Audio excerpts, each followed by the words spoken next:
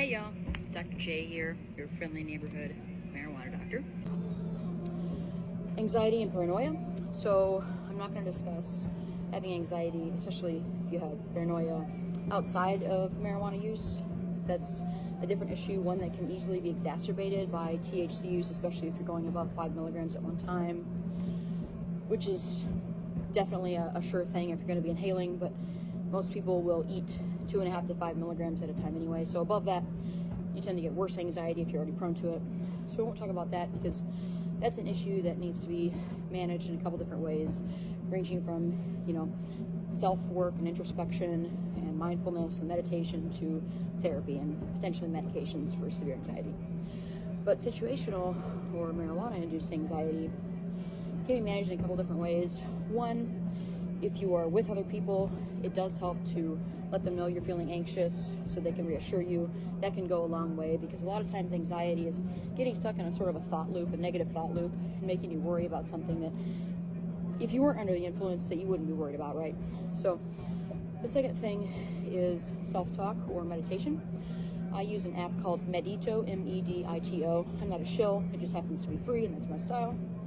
Medito is really nice for daily meditation or also meditating if you feel anxious. It can get your mind back into the present and not worried about the future or something in the past. And that's a lot of anxiety, is worrying not about something in the present. And then lastly, for anxiety, there's a supplement called L-theanine, L-theanine. It's a natural amino acid, a long biochemical story short. It helps to regulate the amount of glutamate in your system relative to GABA. GABA is a sedative neurotransmitter.